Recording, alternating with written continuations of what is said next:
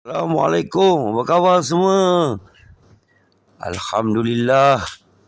Okey, 24 jam lepas ofensif Ukraine adalah fail. Ukraine cuba attack di sebelah selatan. Dan 10 hari lepas Ukraine memberhentikan serangan ofensif mereka untuk cuba mara, dan mereka macam pause serangan ofensif mereka. Kerana mungkin pertengahan bulan Julai ni kan kita akan dengar macam-macam cerita F-16, semuanya akan sampai. Jadi mungkin time itulah mereka akan menyerang balik.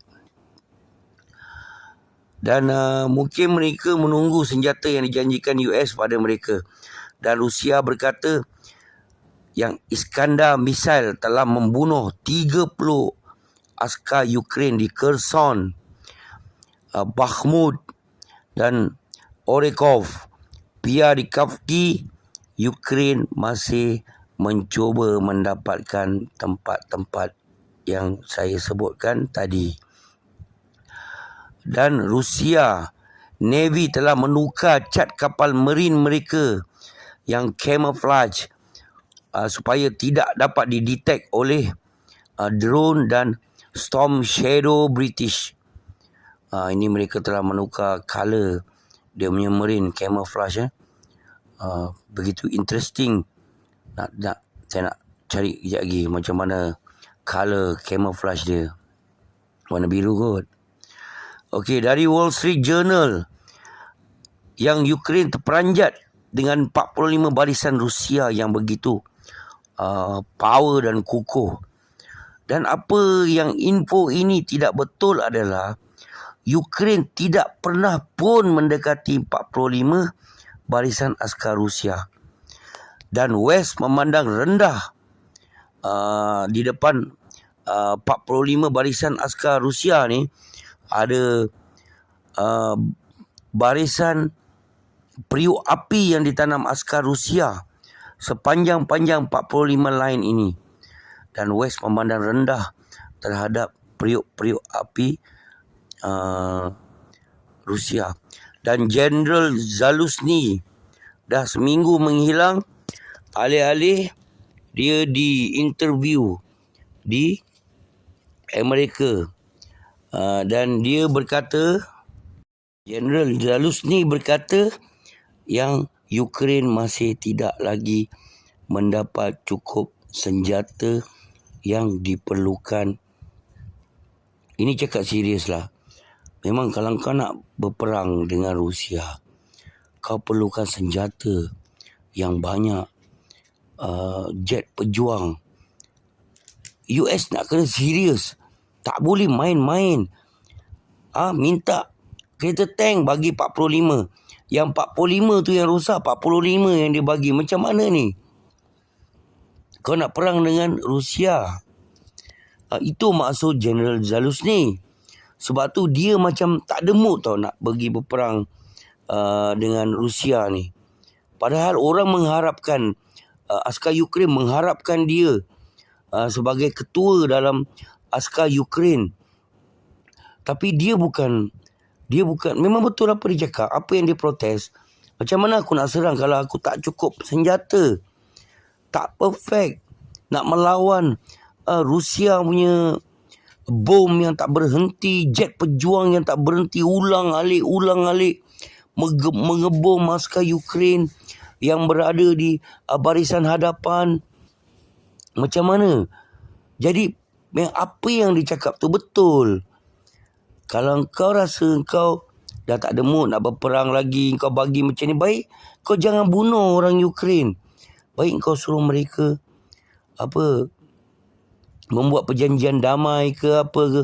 Memang ada ura-ura bulan ni, lagi seminggu ke 2 minggu ni, ada perjumpaan di Jerman oleh pemimpin-pemimpin besar dunia untuk berbincang tentang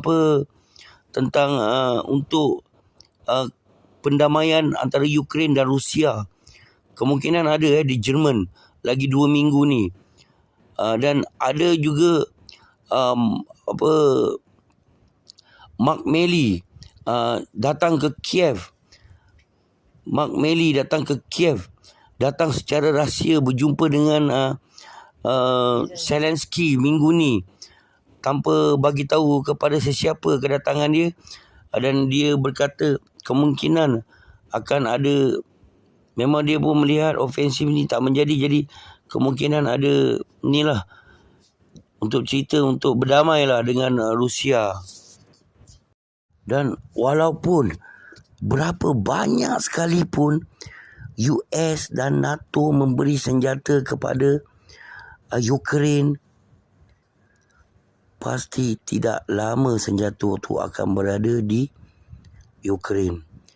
Rusia selalu akan bau di mana mereka simpan senjata itu.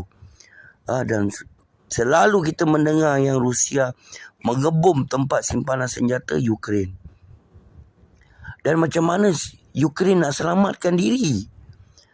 Hanya dengan jumpa, berbincang, berdamai. Itu sahajalah jalan yang ada.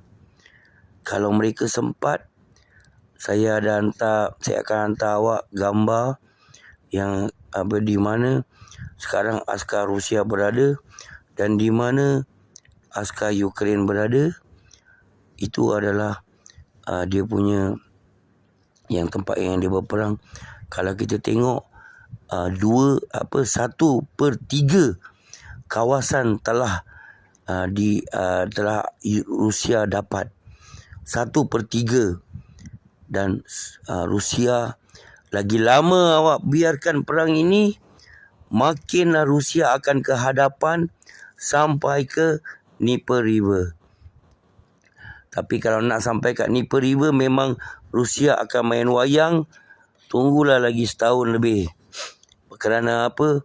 Rusia setiap 1 kilometer, 2 kilometer dia dapat, dia akan make sure yang 1-2 kilometer tu yang dia dapat tu bersih daripada periuk api apa semua, untuk mengelakkan orang awam yang akan duduk di kawasan itu selepas ini dalam keadaan yang bahaya.